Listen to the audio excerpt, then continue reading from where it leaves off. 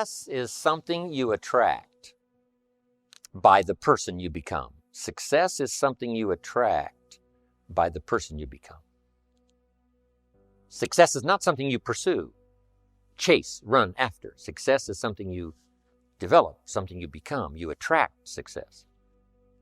Here's the theme of leadership. To attract attractive people, you must be attractive. To attract skillful people, you must be skillful. To attract committed people, you must be committed. So the whole key to unlock all the treasures, whether it's economic treasures or spiritual treasures, financial, social, personal, every way you can possibly think of, is by your own personal development. What you become is much more valuable than what you get. What you become is much more valuable than what you get. The major question to ask on the job is not what am I getting here? The major question to ask on the job is what am I becoming here? Not what am I getting, what am I becoming?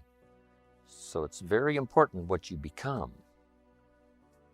because what you become attracts. If you become cynical, you attract cynicism. What you become attracts. So this whole subject of personal development was so vitally important to me. It changed my life. I was a millionaire by age 31, and that was just the economic part of it. It took me 6 years from age 25 to age 31. It was unbelievable. So, right country, but a refinement of philosophy is what's important.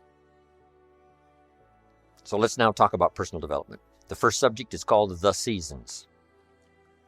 An understanding of the seasons to illustrate the total aspect of life. One of the best ways to illustrate for your children or for anyone, life situations, is to use the illustration of the seasons. So let's go through it. Here they are, the seasons. Number one, you cannot change the seasons until you get your own planet, right? You can't change the seasons. They're set. All of this has been set in motion. But here's the next piece of information. You can change yourself. You can't change the seasons, but you can change yourself. Life and business is like the changing seasons. Frank Sinatra sang, life is like the seasons. So now let's quickly go through the seasons. This is a whole study in itself. But I can just give you a little outline here, some ideas, and you can take it from there and use it in whatever manner that would serve you, as well as to serve your own understanding of time, the passing of time. First, learn how to survive the winter. Speaking of life in its simplest aspect, the first key to learn in your life on the spinning planet is to learn how to survive. Now, there's all kinds of winters, right? The winter of the calendar, right? The winter of the actual season. But then there's financial winters and social winters, personal winters. But we understand those because we've all been through them. Barbra Streisand sings, it used to be so natural to talk about forever, but used to be's don't count anymore. They just lay on the floor till we sweep them away. You don't sing me love songs, you don't say you need me, and you don't bring me flowers anymore. A winter song. But we know what those lyrics are about. You know, we've been through those experiences. The winters. Now, here's the key on the winters. Some are long and some are short. Some are easy and some are tough. But they always come right after harvest, right after fall, autumn. So we cannot rearrange the coming of the winters. But here's what we could do. Get stronger, wiser, and better so that we can survive better. And our life will be less eroded by learning to handle the next winter of a divorce, the next winter of an illness, the next winter of a death in the family, the next winter of a loss financially, the next winter of a crisis of whatever kind, to be better equipped.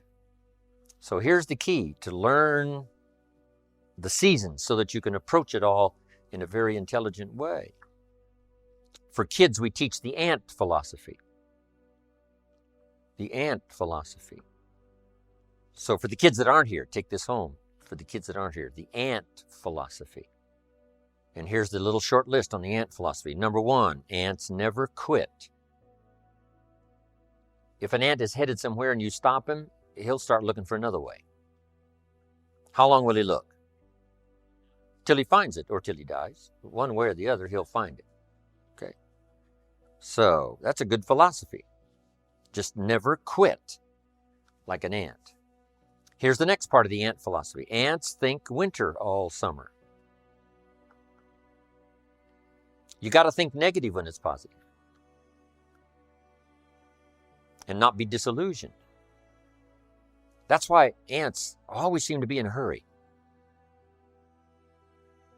Why are they in a hurry? Because they're thinking winter, winter, winter, hurry, hurry, hurry, get going, go, go, go, go. So you must think negative when it's positive. You must think winter when it's summer. Here's some of the best advice. Comes from classic tradition. A great story says, don't build your house on the sand in the summer. Why be given that advice? Because it's easy to get faked out in the summer. Right? Blue sky, fleecy clouds, nice weather. So you build your house on the sand. You say, no, you must not be faked out when it's nice. You must think storm in the summer and not get faked out. And if you think storm, now you'll look for a rock on which to build your house. Now you're going to be safe. So you can't think nice when it's nice. You got to think storm when it's nice. And if you haven't been through one of those storms, you got to find somebody and say, have you been through one of those storms? Scare me to death, if you will, please, so I will not be faked out here, and I will keep searching, right? Not to quickly build on the sand because it's nice, but to build on a rock because it's not always going to be like this. The seasons are going to come and change. And if you're not educated to that degree, now you suffer a great loss. So the ant thinks winter in the summer. Now here's the next philosophy. I'm sure the ant thinks summer in the winter. The time to think positive is when it's negative. Why? Because the negative won't last long. How long is the winter? Isn't that long? So the ant thinks summer in the winter. This won't last long. We'll soon be out of here. Just hang on. It's not going to take that long. How long is the night? It's only a few hours. Come on. There's never been a double night. Couldn't you make it a few more hours? And the story says, yes, the night just can't last for. Sometimes it seems like it's going to last forever. And when you have insomnia, right, it seems like the night will never pass. But I'm telling you, sure enough, it will pass. So learn to think day when it's night. And then you must learn to think night when it's day. An old prophet said, work while it's day, work while it's day, because the night's coming. Right? This was before Thomas Edison. And the light. You got to work when it's day because the night comes when you can't work. Of course, now we can work day and night, but back then you couldn't work when the night came. So you had to get it going, get it in before the night came. So this is a good idea now. Learn to think negative when it's positive. Learn to think storm when there is no storm. Learn to think winter in the summer. But then we must learn to think summer in the winter. We can make it through a few more hours, right? A few more days. It won't be that long. Hang in here. The spring will surely come. Okay. So the winters of life, learn to express those to other people, help them understand that as well as to try to understand it yourself. Now here's the next season, the spring. Spring is called opportunity. Not a guarantee. It's guaranteed the spring will come, but it's not a guarantee of a harvest. Here's the key. You must do something with the spring. Take advantage of the spring. Read every book you can get your hands on what to do with the springs of your life. Take advantage of the day because the day follows the night. It's an opportunity now to turn things around. It's an opportunity to have a better one than the last one. It's an opportunity for a new beginning, a new spring, a new day, a new beginning. In business, we learn to create an artificial spring Because in an industrialized society, right, it seems like, the seasons just don't mean that much. When you're a farmer out there, they mean everything. But when you're not, working on the line, whatever. So sometimes you got to create an artificial spring. We're going to take the next 90 days and we're really going to pour it on. Like if you're in sales, the next 90 days, I'm going to make every contact possible. You just create an artificial spring, next 30 days, next 90 days, right? Bargain with your family. Say, look, I know we were going to do some things the next 90 days, but if you'll postpone those for me, I'll really pay back because I want to use this now as a springtime to go for it, go for it, go for it. So spring is the chance to take advantage of another opportunity. The day follows the night. It is a promise. But you must take advantage, do something with it. Now, here's what you must do in the spring. It's a very short season usually. You must hurry. You wouldn't ask a farmer to go bowling in the spring. He hasn't got time. Why? The season is too short. The planting season is too short. You got to get it done fairly quickly. And life at its longest is short. The Beatles wrote, life is very short. Which is true. My father lived to be 93, but it seemed to be very short. It didn't seem that long. So life is short. For John Lennon, it was extra short. For Michael Landon, life was extra short. For my mentor, died at age 49, that's extra short. But life at the longest is short. So you must learn to appreciate opportunity and take advantage of it while it's day, while it's time. Now we call spring a window of opportunity. If you have a chance to talk to someone, the window's open. It may not stay open very long, so take advantage. Don't hesitate. Meet a new friend. Talk to somebody while the window's open.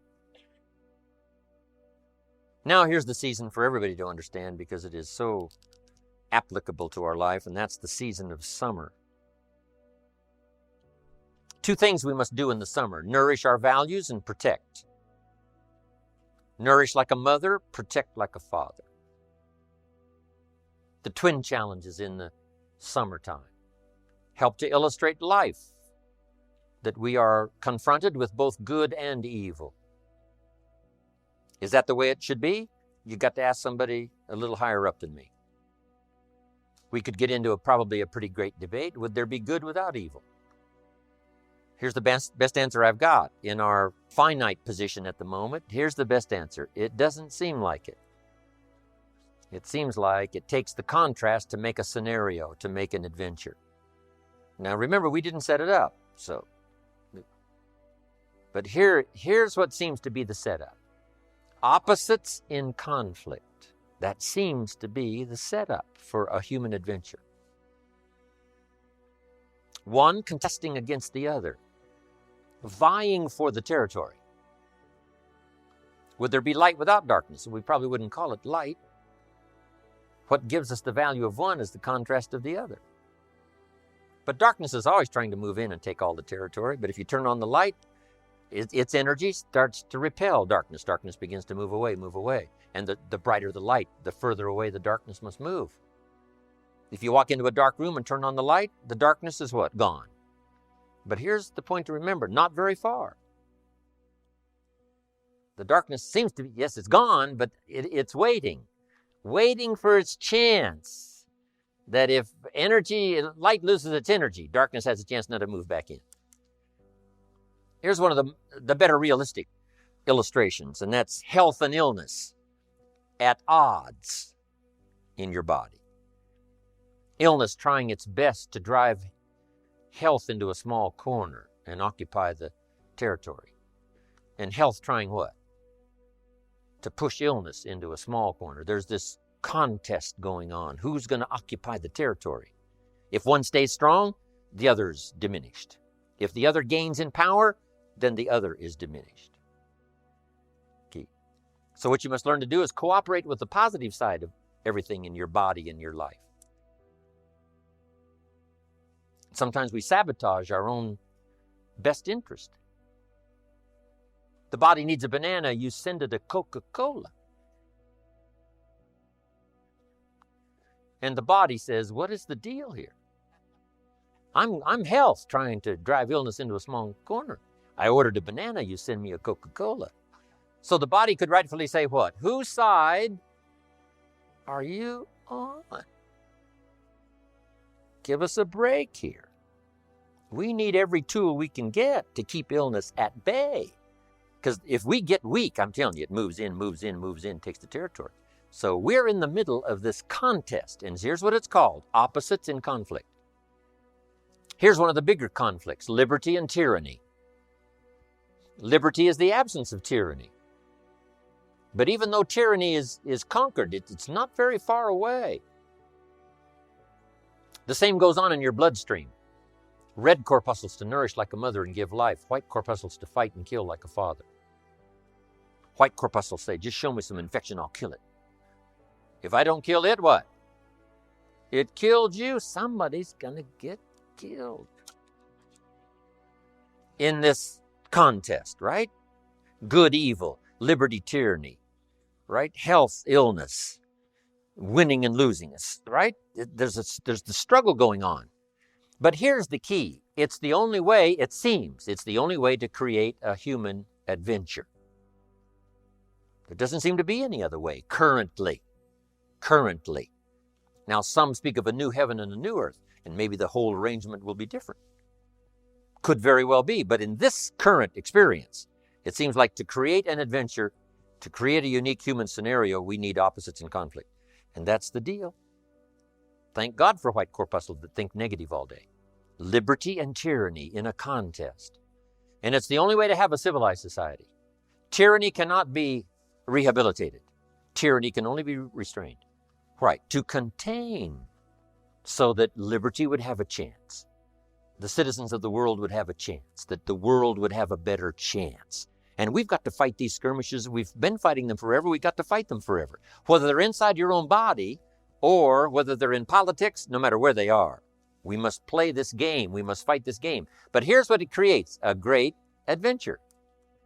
Let me give you the ultimate now. Could you win if you couldn't lose? And the answer is no, it doesn't seem like it. You couldn't call it winning. You can't win if you couldn't lose. So that's the deal now. Negative, positive. Would there be negative, positive without negative? No, it doesn't seem like it. It seems like this is the current setup, for the foreseeable future. It looks like it's been that way as long as we can remember and as long as the history tells us. So here's what you want to do if you want the adventure. You must learn to play this game, to work with all the positive forces to defeat the negative forces as early and as soon and as much as possible. To contain the ravages of disease that want to take you early. You got to fight back. You can't just leave it. Somebody says, well, I got my fingers crossed. Not a good philosophy. You got to take your vitamins. You got to do the stuff. You got to do the deal. Jump on the positive side of whatever you want and see if you can't help out in this warfare and this push-shove match. That's the key. So in the summer, here's what you must do. Nourish the plants and the garden. Nourish your values like a mother. Give life. Whatever you start now, you must nourishment and give it life. Don't neglect a new life if you've started a new life. What if you said to a brand new mother, where is your baby? She says, I have no idea. You would say, no, that isn't right.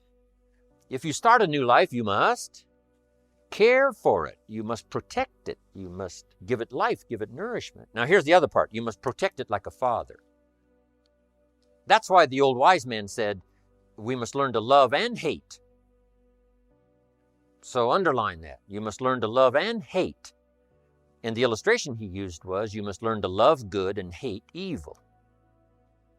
To deal with the weeds in your garden, you got to hate weeds. You got to hate them enough to what? Kill them. You can't say, well, poor weeds. Say, no, this ain't the deal, poor weeds. Don't go soft on this stuff now. You got to hate evil. You got to hate the weeds that are out to destroy your garden and rob your children of the nourishment they deserve. So here's the deal. Love like a mother, hate like a father. And here's the rest of it. Give life like a mother and take life like a father. You've got to take the life of the weeds or they will take the life of your garden. Somebody's going to get killed. Remember? So you must be like a father. Any father would say to whatever threatens his family, take 3 more steps toward this family, you'll cease to exist. I'm father. I kill. So send out the warnings. Send out the signals. Both mother and father reside here. Mother nourishes and father gives protection. And yes, it's possible to love like a father and hate like a mother, just so you get both done. In fact, nothing more dangerous than an angry mother, especially in the animal kingdom. Mess with mama bear's cubs, if you're a threat to her cubs, she'll kill you. That's that female mother instinct. Kill first, talk later.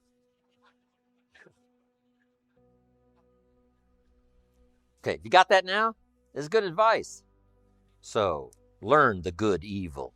Summertime. Now, here's the greatest battle in the mind.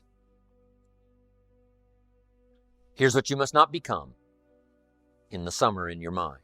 A victim of yourself.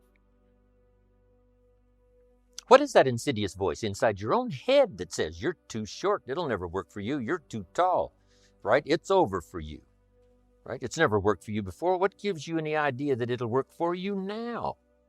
You've never been able to rise up and take charge of your life. What makes you think you can do it now?